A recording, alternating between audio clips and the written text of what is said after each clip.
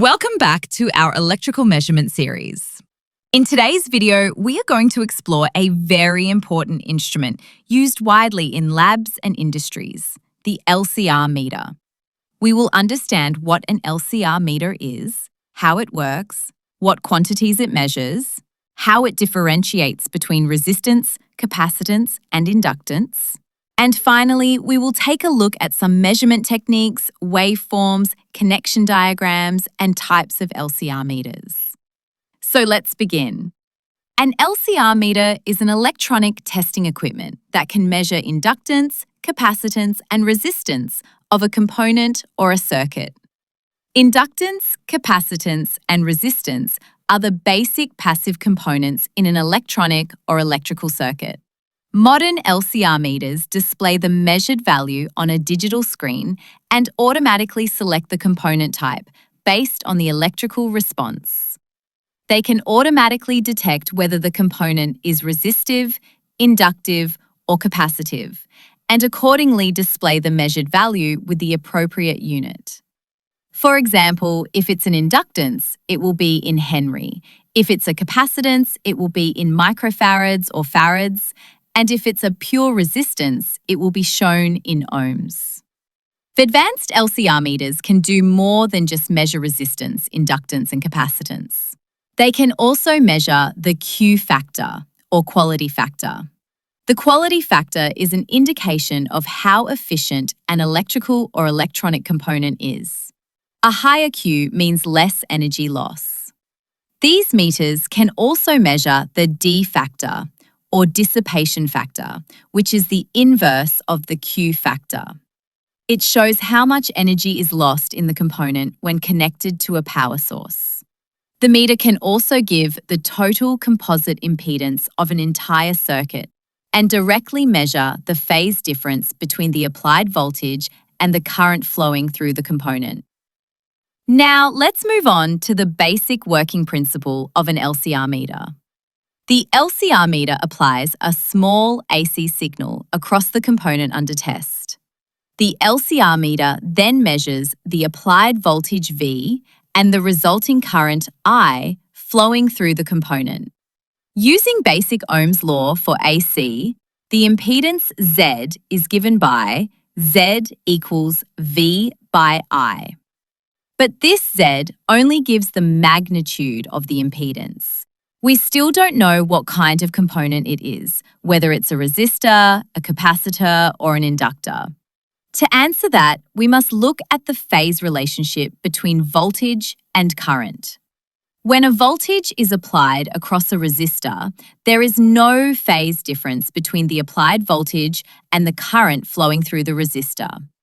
So voltage and current are said to be in phase, and the phase angle between them is 0. For an ideal inductor, the current lags the voltage by 90 degrees. For a capacitor, the current leads the voltage by 90 degrees. This phase difference is key. It allows the LCR meter to determine whether the component is a resistor, an inductor, or a capacitor. Simply, the LCR meter first measures the phase difference between the voltage across the component and the current flowing through it. Then, it determines whether the component is resistive, inductive, or capacitive. If the phase angle is nearly 0, we say it is mostly resistive. If the phase angle is positive, then it is inductive. If the phase angle is negative, then it is capacitive. Let us take a pure resistor and connect it across the LCR meter as shown.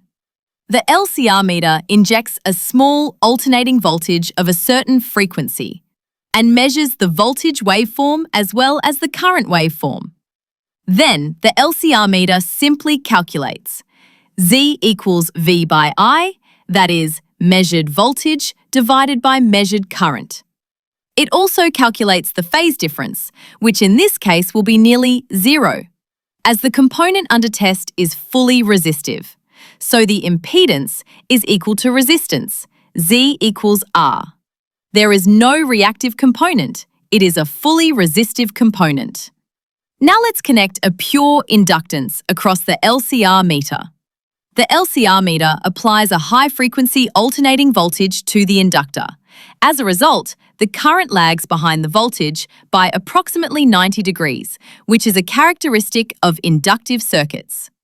The meter then calculates the inductive reactance, denoted as X sub L, using the formula X sub L equals V divided by I. That is, X sub L equals voltage divided by current. Once we have the value of X sub L, we use the formula X sub L equals 2 pi f L. That is, inductive reactance equals 2 times pi times frequency times inductance. Rearranging this, the inductance L is given by L equals X sub L divided by 2 pi f. So, inductance equals reactance divided by 2 times pi times frequency. Here, f is the frequency of the applied AC signal. Now, suppose we connect a pure capacitor across the LCR meter. Again, the meter applies an alternating voltage across the capacitor and measures both the voltage and the resulting current. It detects the exact moment when the peak of the voltage and current occur and calculates the phase angle between them. The capacitive reactance, denoted as X sub C, is calculated as X sub C equals V divided by I. That is, capacitive reactance equals voltage divided by current. Once we have X sub C, the LCR meter calculates the capacitance. Now let's talk about frequency selection. To measure inductance, we typically use high-frequency AC. This is because at higher frequencies, the inductive reactance increases, making it easier to measure. At the same time, capacitive reactance becomes very low, behaving almost like a short circuit. This ensures that the inductive component dominates and we get the maximum response from the inductor. So, for inductive components, we use high-frequency AC signals. On the other hand, when measuring capacitive components, we usually apply a low-frequency AC signal. At low frequencies, an inductor acts almost like a short circuit, meaning its effect is minimal. From the formula, X sub L equals 2 pi FL, we know that inductive reactance becomes very small at low frequencies.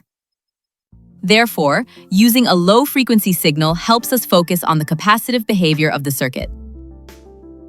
Again repeating, frequency is directly proportional to the inductive reactance. If frequency is low, then inductive reactance is also low.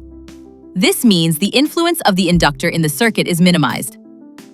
As a result, the LCR meter will provide a more accurate measurement of the capacitor. Let us now recap what we've learned so far. An LCR meter applies a small AC voltage across the component to be measured. It measures the resulting current and voltage across the component, and then computes the impedance using Ohm's law, Z equals V divided by I, where V is the voltage and I is the current. It also measures the phase angle between voltage and current. From this, it determines whether the measured component is a resistor, a capacitor, or an inductor. Using appropriate formulas, it can then extract the values of resistance, inductance, or capacitance from the measured impedance. Based on the measured impedance Z and phase angle theta, an LCR meter calculates the resistance of the impedance as R equals Z sucos theta, reactance X equals Z zins theta. Then, using reactance, it derives inductance L equals X over 2 pi F, capacitance C equals 1 by 2 pi Fx. There are two measuring modes in an LCR meter. One is series mode, which is used for inductors that are usually modeled as a combination of series resistance and inductance. The other is parallel mode, which is used for capacitors that are typically modeled as a resistor and capacitor connected in parallel. Regarding test lead connections, LCR meters offer 2-wire or 4-wire configurations. The 4-wire or Kelvin connection is more accurate. It eliminates the effect of lead resistance and allows for precise voltage drop measurement across the component. Now let's discuss the types of LCR meters. Handheld portable meters. These are lightweight and convenient, using only 2 leads to connect the measuring equipment to the component under test. Benchtop models. These are used in laboratories, offer higher accuracy and support more functions. Typically, they use 2 high-precision probes. LCR meters do have a disadvantage. When measuring a resistor, capacitor or inductor, it must be connected to the meter using leads. These leads themselves have parasitic inductance and capacitance, which can affect the measurement accuracy. To minimize these unwanted effects, calibration procedures are used. Open correction removes stray capacitance. Short correction removes lead inductance. Load correction calibrates the meter using a known reference component. These corrections minimize the measurement error caused by the test leads and ensure accuracy. So students, today we learned how an LCR meter works, what it measures, how it identifies components, and how it achieves the most accurate results. We hope this session gave you a complete understanding of this essential instrument. Don't forget to like, share, and subscribe for more videos on electrical engineering concepts. See you in the next one.